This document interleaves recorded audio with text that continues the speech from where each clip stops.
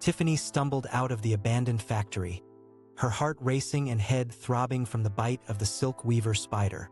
As she put distance between herself and the nightmarish scene inside, Dusan's chilling final words echoed in her mind. "The spinner killed me." She shook her head, trying to clear the fog of pain and confusion. Dusan, her childhood friend who had died years ago in a mysterious accident, had just appeared to her as a ghostly apparition, guiding her to safety from the bizarre horror unfolding within the derelict building. Deadly blue spiders that transformed into vicious moths, growing larger as they fed on people's spiritual energy. It sounded like the ravings of a lunatic, yet the searing ache in her scalp where the spider bit her and the panicked screams of her fleeing friends confirmed it was all too real. Tiffany's legs gave out and she sank to the pavement, watching wide-eyed as Dusan lit a match inside. Moments later, hungry orange flames began licking up the moldy walls. Would it be enough to stop those hellish creatures? An agonized scream pierced the air, snapping Tiffany out of her daze. She scrambled to her feet and ran toward the source, nearly collapsing again at the sight that greeted her. John, one of her friends who had fled the building, was on his knees clutching his head.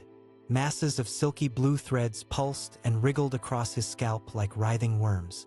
His eyes rolled back as he toppled over, body convulsing. "Tiffany, help him!" his plea cut off with a sickening gurgle. To her horror, John's mouth stretched open at an impossible angle as a flood of grape-sized spiders poured out, skittering in all directions. While burned Tiffany's throat. The creatures had already grown from nearly microscopic to the size of large insects. How was this happening so fast? Through her disgust and fear, Dusan's dire warning rang out. "You must not allow them to reach the size of a small dog. That would make life so much harder for you. They turn into moths, and whatever happens, we do not want them to become moths." Fresh determination welled up inside Tiffany, overriding her terror. She had to find her other friends before those monstrous spiders could feast further. Steeling herself, she turned away from John's still twitching form and ran. The agonized screams and unhinged sobbing of her friends guided Tiffany through the twisting alleys surrounding the factory. One by one, she discovered them in varying states of torment, the spiders' silken webs burrowing into their flesh like parasitic roots. She tried frantically to tear the sticky fibers away, but they only dug in deeper, sending her friends into spirals of shrieking madness. Hopelessness threatened to overwhelm Tiffany. Dusan had instructed her to break the creature's hold. But how? Her fingers were raw and bleeding from clawing at the unyielding threads. As if sensing her despair, Dusan's spectral form shimmered into view beside her. "You can't remove the web like that," he said solemnly. "It's too late for them now." Tiffany rounded on him, tears blurring her vision. "Then what am I supposed to do? I can't just leave them. You have to. If the spinners reach their next stage." He shook his head grimly. "I'll guide you as best I can, but you need to tap into your spiritual power." "My spiritual power? I don't even know what that means." Tiffany's voice cracked with frustration. Before Dusan could respond, a flurry of movement in her peripheral vision snared Tiffany's attention. She turned to see a dog-sized blue spider scuttling toward them on bristly, segmented legs. 8 glittering eyes fixed on her as dripping mandibles parted, revealing a glimpse of the creature's ghastly moth form pulsing within. Tiffany's scream lodged in her throat. The spinners were evolving faster than Dusan had thought possible. Transfixed by primordial terror, she could only watch as the spider lunged.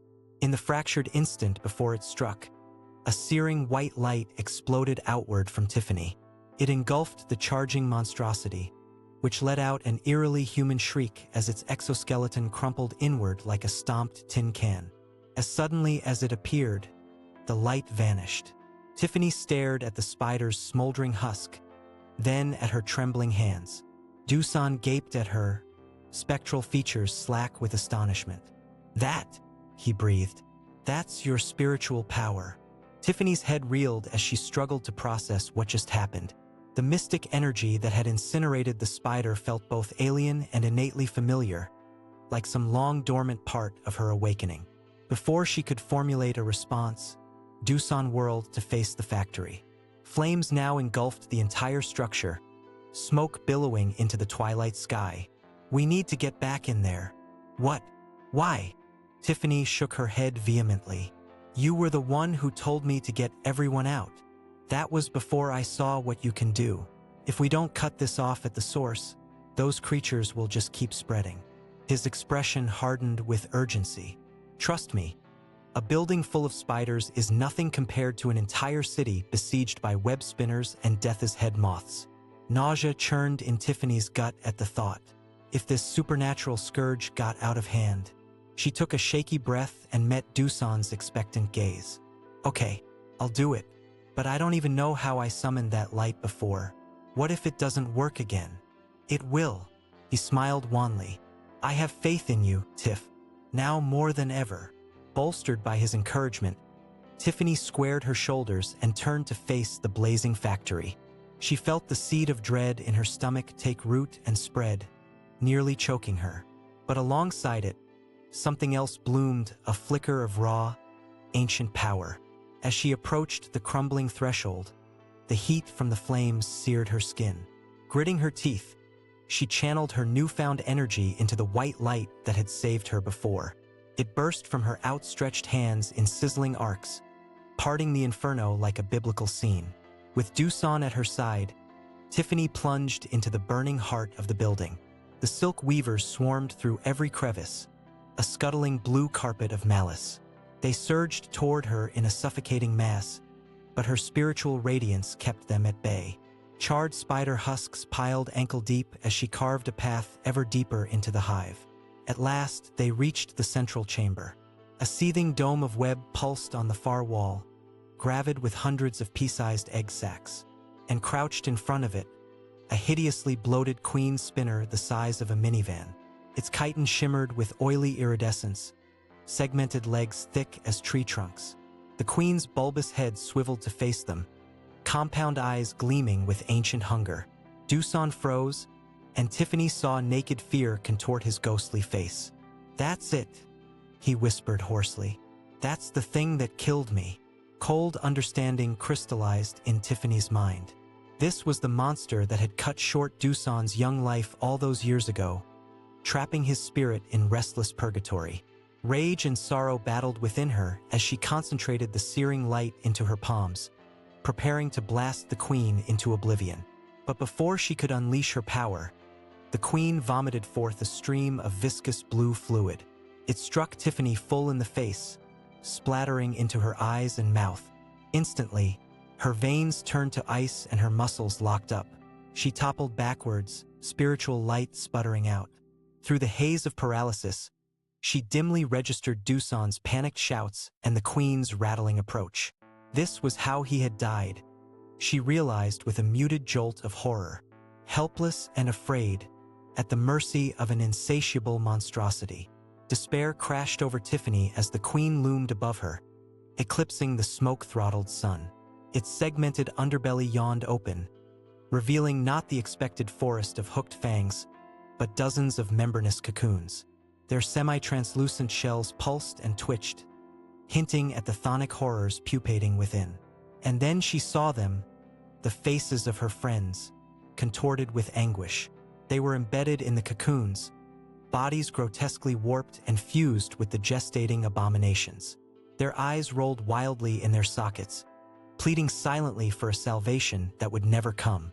A tsunami of revulsion and primal terror scoured Tiffany to her core. This was the spinner's endgame, not just to feed but to propagate, to make their victims part of a demented reproductive cycle, eternal torment woven into the fabric of their very being. Through the cloying miasma of dread, a defiant spark kindled in Tiffany's heart. No, couldn't end this way. She wouldn't let it. Rallying the dregs of her spiritual power, Tiffany focused every atom of her being on one white-hot point between her eyes. She screamed, voiceless but resonant, feeding all her pain and fury and loss into the building inferno. With a silent roar, the searing light exploded outward in a supernova of purifying fire. It incinerated the queen spinner and her squirming brood in a heartbeat, blasting away the paralyzing fluid that encased Tiffany. The force of the detonation slammed Tiffany backwards into the far wall, bones shattering on impact. As her vision tunneled into darkness, she caught a final glimpse of Dusan standing over her, features etched with mingled awe and sorrow. "You did it, Tiff," he whispered, spectral fingers brushing her blood-matted hair. "You set us all free."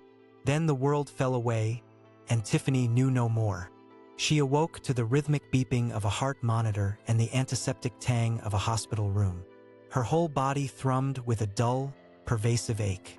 As her bleary eyes focused, she saw her parents slumped in the chairs beside her bed, faces drawn with exhaustion. "What happened?" Tiffany croaked, throat raw and voice alien to her own ears. Her parents started, relief and concern warring on their features as they hurried to her side. The story spilled out of them, how she had been found unconscious amidst the smoldering ruins of the factory, how she had been in a coma for weeks, how the doctors had been baffled by the strange silken fibers that had nearly consumed her body. Throughout it all, Tiffany struggled to determine how much was real and how much the product of pain medication and lingering trauma. But there was one thing she knew with unshakable certainty. Her friends were gone, their souls ensnared by the spinner's depraved cycle. Yet in the deepest reaches of her being, Tiffany could feel their essence laced within her spiritual core. They were a part of her now, just as Dusan was. Not ghosts, but guardians. And though the world would never know the full truth of what had transpired that fateful day, Tiffany silently vowed to carry on her fallen friend's memories, to use her newfound power to ensure that the spinner scourge would never rise again. She was the last line of defense, the web weaver, and heaven help any silk-spinning monstrosity that dared to test her.